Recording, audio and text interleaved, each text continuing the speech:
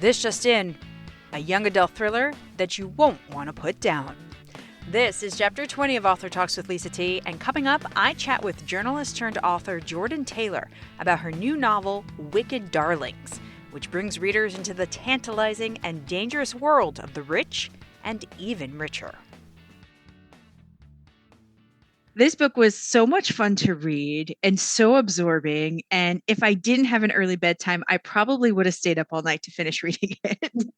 But that being said, it took me a couple of days instead of one day. But why don't you tell us a little bit more about it? First, thank you so much. That is so nice to hear that it was tough to put down. I really appreciate that. That's what I'm going for when I write these gripping thrillers. But to tell you a little bit about it, Wicked Darlings is a young adult thriller about a teenage aspiring journalist named Noah who infiltrates Manhattan high society to investigate the sketchy circumstances surrounding her older sister Leah's death the previous summer. So the family that both Leah and Noah cozy up to, I guess we could say, Yes. they're called the Avalons, and they've got this huge empire. What's just so alluring about this type of world that these people come to? Because I think, we read books like this, we watch the TV shows, and despite our best impulses in thinking, oh, I would never fall for it, I don't think there's anybody out there who wouldn't, if given the chance, want to like live a life in the day of these people or get to be their friends. Oh, absolutely. I think it's the reason that shows like Gossip Girl and Succession are so addictive because it's giving you access to a world that you otherwise would never get to enter.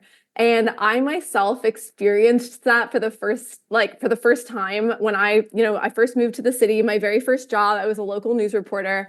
And some of what I covered was like society events. And so at like 21, 22 years old, I was sent to these parties in like Upper East Side townhouses and told to come back with a story. And I remember and then at the end of the night, I would go home to my like little apartment in the East Village, my one bedroom that I was sharing with a roommate. And I was in a bedroom constructed out of the living room.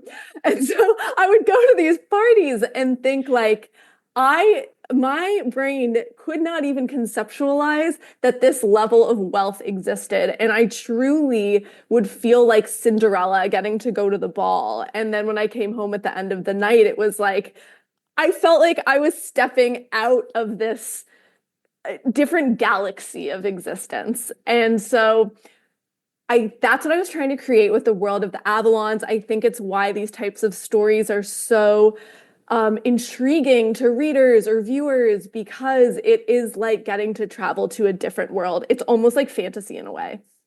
And I think people also, too, not to give anything away, but there's also something about seeing some people who are attached to this world get their comeuppance. Yes, yes. I really like to write thrillers that, like, on the surface level are gripping and exciting and that keep you up at night, that also get at some deeper societal issues at their core. Yeah. So, for example, in this book, power, money, influence are really the big themes of your book. It almost feels like it's been ripped by the headlines. It was definitely ripped from my experience writing headlines and writing stories. I definitely, when I think back to that time in my life, I almost think about it as my loss of innocence moment because while at first I was really enamored by everything that I was seeing and experiencing, I did eventually realize that a lot of those kinds of, infinite seeming opportunities come at a cost. And that, rich and powerful people who are offering young women career opportunities seemingly out of the goodness of their hearts quite possibly have ulterior motives. And I learned some of those lessons the hard way. And so those were some of the themes I really wanted to explore with this book. So you do explore those themes with Leah and Noah, your two sisters. They both end up working as journalists in this world, one following the other as she's trying to find out what happened to her sister. Um, so you're yourself being a journalist. Does that mean you're more like Leah, more like Noah, or little bits of you make it into both of them? I would love to say that I am like Noah because I love her so much and I love how like gritty and determined she is. I think though at my core that I might be more of a Leah. You know, I my whole life I have been such a perfectionist and I really want to, please the people who are superior to me. I really want to like please my bosses. I wanted to please my teachers growing up and so for that reason, I relate to Leah. But one thing that I do really connect to Noah about is how she struggles with feeling a lot of conflicting emotions at the same time. So on the one hand, she is grieving the death of her sister, but at the same time, she's also feeling a little bit of relief at the fact that she's finally out of her sister's shadow. And she's feeling guilt that she ignored Leah's cries for help the previous summer. She's still feeling this lingering anger at Leah for taking her dream internship. And so I personally have struggled with, because I have OCD, I live with this, this obsession with perfection. And so I myself struggle with like wanting to feel everything perfectly all the time. And so I relate to Noah feeling like she also needs to feel everything perfectly at the time and feeling everything perfectly all the time and feeling really guilty that she has all these conflicting emotions. So I guess in that sense, I do really relate to her, but um, I don't know. Overall, I think I might be more of a Leah. Now I know where that line in your book about humans being complex stems Oh, from. oh, that came straight from my therapist. So I usually have a beef with a lot of books because they always seem to paint journalists in a bad light. We're nosy, we're unscrupulous, we won't take no for an Yes. answer. And I once talked to an author who I asked her flat out, why are journalists always the bad people? And she said, well, it's a great way to advance the story and have exposition. But you've done a first, and I know this is because you're a journalist, and written a story that we have both like reporters who we can both like and dislike. Yes. Yes. Thank you. I really appreciate that.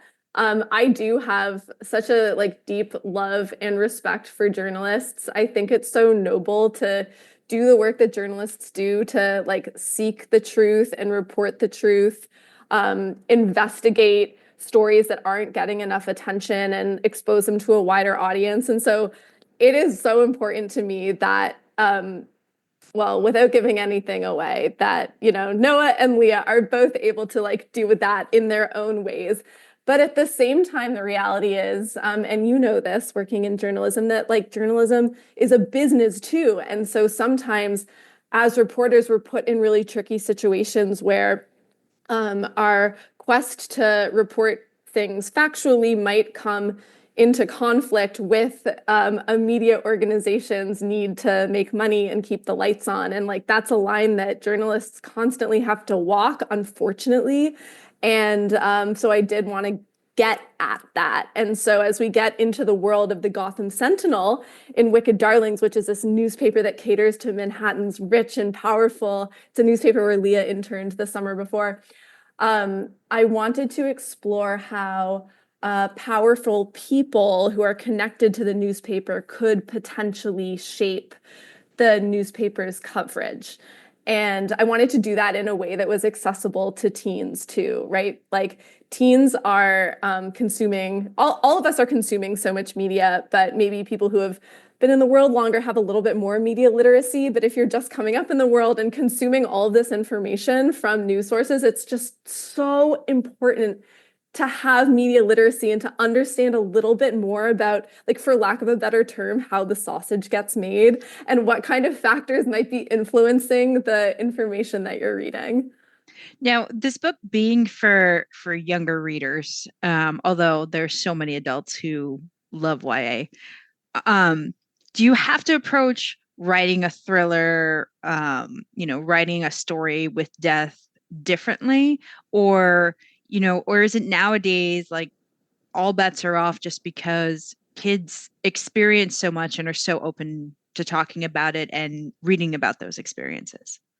I think you can get into very dark topics in YA. I certainly do in all of my books.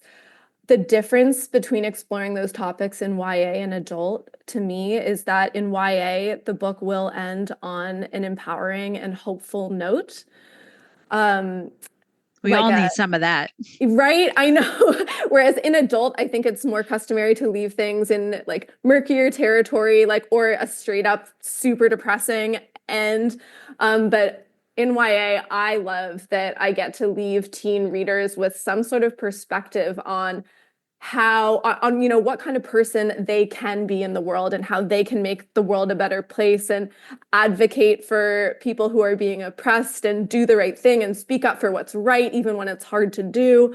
So that to me is the key difference. So I'm still exploring the same topics but doing it in a more hopeful way. I think that's probably why so many adults are drawn to it too, to be Yes, honest, I because it's agree. adult themes, but just done in a way that you don't have to feel so bad when you close the book or maybe have so many questions. Like I hate open-ended books and I thrillers, know. especially. I want I it to be know. solved. So there are some people out there who have very strong opinions about society and celebrity reporting, the kind of stuff the Gotham Sentinel is doing in your book. And I do know some people personally who go so far as to call it like not real journalism. But I'm just curious, like, where do you land on that debate? This was something that I remember talking about in the introductory journalism class that I taught at NYU. And we talked about it maybe on like our first day of class that, what is the overall purpose of journalism? One of the overall purposes we said was to help people make better decisions as they move throughout the world. And so to me, if celebrity journalism somehow helps people make better decisions as they move throughout the world, maybe it could be covering what celebrities are wearing, and that information can help somebody make fashion decisions that are more like affirming to who they are on the inside. Like that can help people make better decisions about how they move throughout the world. So I am not here to write off all kinds of celebrity journalism. That said, I think there are versions of celebrity journalism that are like completely invasive and inappropriate that I don't agree with. Um, but I definitely don't want to write off the entire category of journalism. Well, I hope a few young readers pick it up and like, you know what, being a reporter might be really cool because Oh my we God, need we need more passionate people in the that would be industry. so amazing. Yes, I would love that. So, Jordyn, what's next for you? I'm really excited actually to talk about what's next. I have two very different things that are coming up next. This summer, my next young adult novel is coming out. It's called The Rebel Girls of Rome, and it's historical fiction. It's a standalone companion novel to my debut, The Paper Girl of Paris. The Paper Girl of Paris took place in World War II Paris. It's about teens who joined the French Resistance. The Rebel Girls of Rome takes place in World War II Rome, and it's about teens who joined the Italian Resistance. I love the Um, alliteration, by the way. I'm a Thank sucker you. for alliteration. Thank you. Um, so that's my next YA project, but I also was just so excited to announce that I'm going to be writing adult romance. So I have an adult romance novel coming out in 2026, tentatively. It's called See You at the Summit. And it's about a woman who makes a really big deal out of finally coming out as bisexual, only to reluctantly fall in love with a straight man. So which funny. which I have had so much fun writing. I just turned in the first draft and it's just been such a blast. I mean, I love writing. I love writing my YA novels, which get into some of those dark themes that we were talking about earlier. But let me tell you, it is also just delightful to write a story where nobody dies. I bet it is. It's like reporters, sometimes you've got to write the murder stories and other times you love when you can tell a good human interest story. Oh my gosh, my most recent job in journalism before I left to become a full-time author was at Men's Health magazine. And before I was at Men's Health, I was a like political and breaking news reporter covering the 2016 election. And that was like That is a 180, girl. and then is that all that whole experience of covering the 2016 election culminated in me losing my job in one of these mass media layoffs. And I found my way to Men's Health, where all of a sudden I was like writing stories about The Rock's biceps. Oh my goodness. I felt like I had entered heaven. Yes, sometimes it's just like a breath of fresh air when you don't have to think too hard about what you're doing. But I do want to ask before I let you go, with writing those two different genres, is it a switch that you flip, or you just find it very easy to like naturally flip between the two because it's at its core, it's just about telling a story? I think it's the latter, that regardless of what genre I'm writing, I do follow the exact same process. I am a really intense plotter, so I plot out the entire story start to finish before I get going. I write a full synopsis, which is like a, 2,500 word run through of the entire story. And I study the conventions of the different genres that I'm writing so that I know how to apply slightly different structures and tropes to each kind of story. But I think because my process is the same, it doesn't feel like I'm making a big mental jump. Although I have noticed that some of them feel a little bit easier than others. And I feel like my answer to this surprises people, which is that I sometimes find that writing historical fiction is easier than writing contemporary fiction. Because when you're writing historical fiction, you're writing about, factual events that have happened, and there are like guardrails that exist for what could possibly happen in your story. Whereas when you're writing a contemporary story, you are truly like really anything could happen. And sometimes that's like the overwhelming possibility of that can just feel, yeah, can feel overwhelming. So yeah, it was interesting. I wrote Wicked Darlings and The Rebel Girls of Rome back to back, and I wrote Wicked Darlings first. And it was really hard writing this like twisty contemporary thriller. And by the time I was ready to move on to Rebel Girls of Rome, I was like, wow, I cannot wait to immerse myself in World War II Europe. You know what though?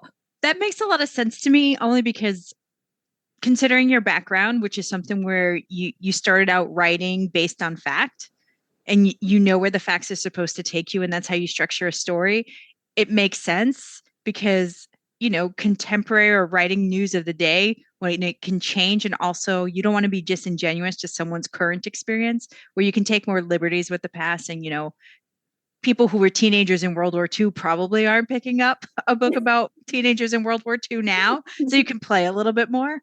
Oh my gosh, that's so true. Maybe my feelings on this topic all stem from that experience of covering the 2016 election and breaking news. Exactly. That's It's what it still comes down trickling to. down into my career now. Well, Jordyn, it's been a delight talking to you. The new book is Wicked Darlings. I highly recommend everyone goes out and pick it up. Thanks so much for spending time with me Lisa, today to thank talk you about so it. much. This was so much fun. Thanks for having me. And that's where we close the book on this chapter. After listening to my conversation with Jordyn, I don't think there's any doubt where I land on how important all journalism is in this day and age. And it's not just teens who can practice becoming more media literate. Just like food, a healthy media diet should consist of information from a variety of sources and not just one group. And that also means consuming those things that you don't have a taste for, because in the end, it'll be good for you. Feel free to hit me up on Instagram at Lisa T Books if you want to talk more. If not, keep turning those pages. I'm Lisa T.